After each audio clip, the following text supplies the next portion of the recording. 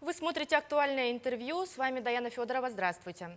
С начала пожароопасного сезона в республике ликвидировано 360 лесных пожаров.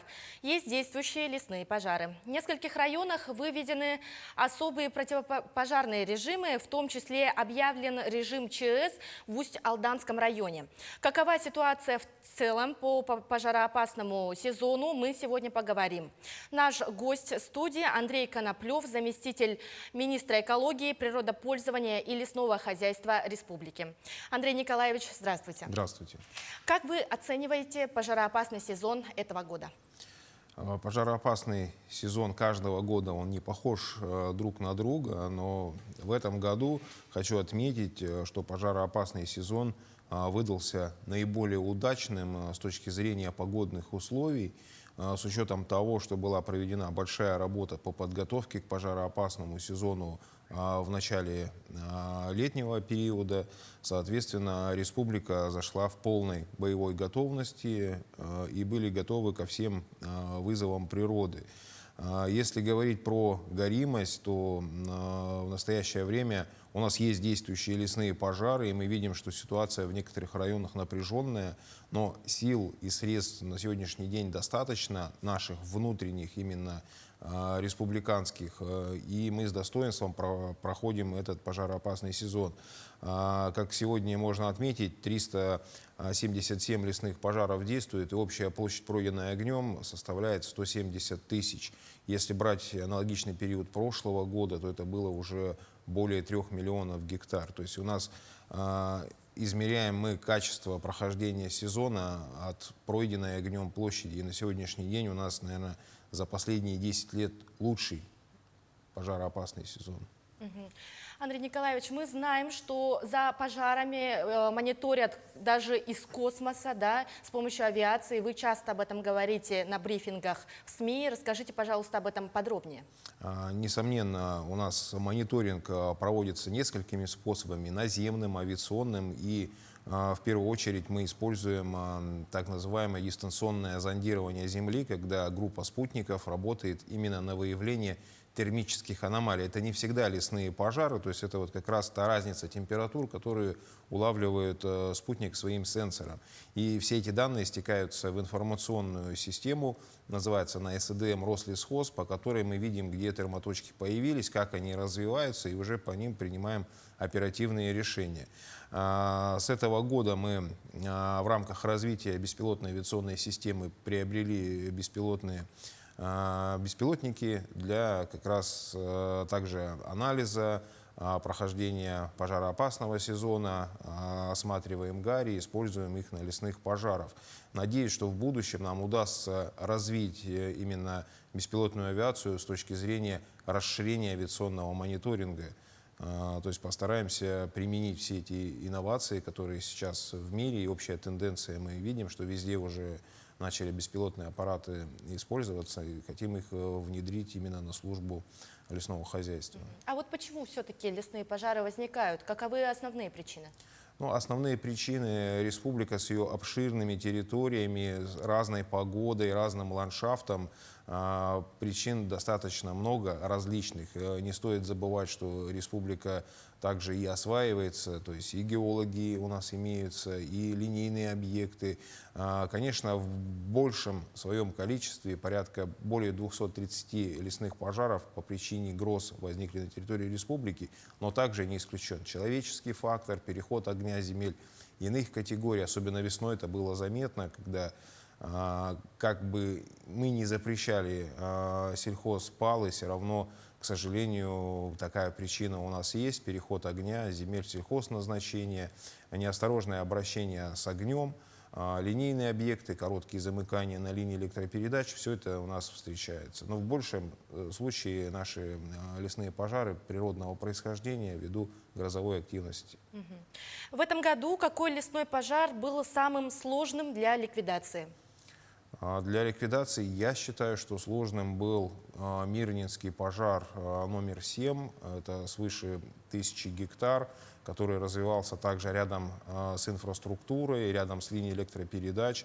То есть крупный пожар, много людей было задействовано. И основная задача была в первую очередь не подпустить огонь непосредственно к объекту экономики, деревянная линия электропередач, и поэтому все силы были в первую очередь сосредоточены со стороны ЛЭП.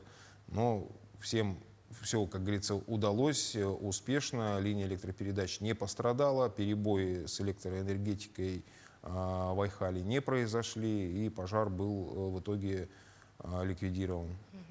А сколько всего сил и средств привлечено на тушение?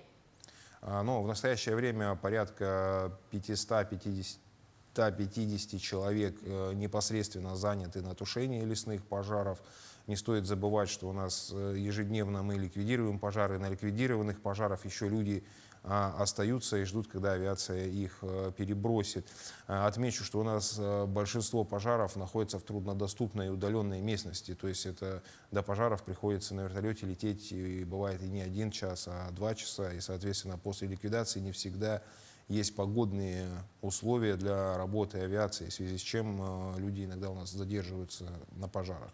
В этом году, как я уже отмечал, мы не привлекали силы других субъектов, то есть мы работаем своей группировкой. А наша группировка, она на сегодняшний день составляет 564 бойца наземной службы охраны лесов, это ГАУ «Якутлесресурс», и 703 бойца якутской базы авиационной охраны. Это вот наши парашютисты, наши десантники, которые непосредственно принимают тушение. Участие. У нас также есть, и хочу тоже донести до всех, то есть территория республики очень огромная, то есть 254 миллиона гектар, из которой на сегодняшний день мы можем обслуживать пожары порядка на 72 миллионов. Все остальное, это порядка 180 миллионов, находится в так называемой зоне контроля, куда не всегда возможно даже долететь на вертолете, и там пожары тоже случаются. К сожалению, мы их не можем обслуживать, но мы наблюдаем за развитием этих пожаров, и в случае угрозы населенным пунктам, объектам экономики принимаются меры по их приостановке, тушению, то есть вот исходя из таких тенденций. А какая спецтехника помогает ликвидировать возгорание и нужна ли новая?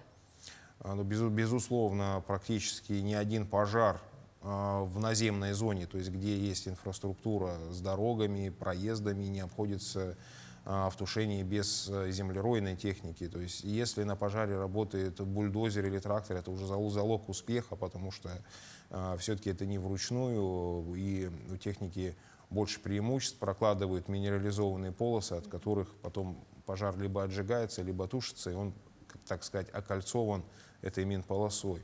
Но далеко не всегда и далеко не везде в наших условиях можно использовать эту технику. У нас часто встречается заболоченная местность, каменистые, где невозможно ни плугом, ни отвалом эту минерализованную полосу сделать. Также у нас имеются и водовозки, имеются автоцистерны с насосами. Все мы максимально, если есть возможность, используем эту технику. У нас в строю более 260 единиц техники в республике, которые принимают участие в лесных пожарах. А как проходит пожароопасный сезон в Якутии по сравнению с другими регионами Дальнего Востока? С другими регионами Дальнего Востока можно отметить по оперативности тушения. В этом году республика скажем так, в топ-5 входит субъектов по Дальнему Востоку.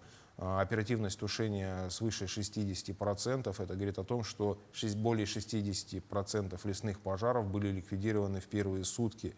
По Дальнему Востоку есть тоже сложные субъекты, такие как Забайкальский край, который с самого начала пожароопасного сезона практически до середины лета были прямо в пике, то есть ЧС федерального значения. Очень много, это миллионы гектар пострадали от огня. Но в этом году республика, слава богу, не возглавляет топ именно погоревших субъектов. То есть мы сегодня большие молодцы на самом деле. И нас отмечает федеральный центр, что республика как никогда в этом году проходит. Но опять же, мы лавры на себя, как говорится, не надеваем, понимаем, что все-таки погода здесь нам действительно помогла. А были ли у нас случаи перехода пожара из других субъектов? Да, то есть у нас и такая причина есть в наших, как говорится, документах о лесных пожарах, это переход с территории соседних субъектов. Был такой пожар у нас с Магадана, пожар возник на территории Магадана, потом его ветром в нашем направлении запада, он с востока зашел на территорию республики, покрутило его. Это была труднодоступная местность, пожар, то есть не тушился, мы его наблюдали, потом его ветром также развернуло, и он обратно зашел снова на территорию Магаданской области. То есть такие случаи бывают. А обычно данные пожары рассматриваем и даже тушим, ну, там, где мы до него можем достать. К сожалению, эта вот территория была Среднеколымского района, у нас там отсутствует авиаотделение, но в планах в ближайший год мы планируем открыть 2 авиаотделения в Жиганский и в Среднеколымский, что непосредственно уже в следующем году такие пожары будут обслуживаться. А в этом году какие лесовосстановительные работы будут проводиться? Ну, смотрите, мы лесное хозяйство, мы работаем в лесной как бы отрасли комплексом, и, соответственно, те территории, которые вышли из-под лесных пожаров, то есть были пройдены огнем, на данных территориях проводятся работы, то есть убирается неликвидная древесина и проводятся в последующем лесовосстановительные работы. Что касается лесовосстановления, Якутия последние 2 года возглавляет топ, то есть входит в тройку лидирующих субъектов Российской Федерации по объему лесовосстановительных работ. В прошлом году мы более 200 тысяч гектар восстановили лесов. В этом году план у нас стоит не меньше 180. Я думаю, что мы их исполним, и, возможно, с небольшим опережением, с небольшим превышением плана. Андрей Николаевич, спасибо вам большое, что пришли к нам, уделили свое время. Надеемся, что пожароопасный сезон он пройдет гладко. Вы смотрели актуальное интервью. До встречи.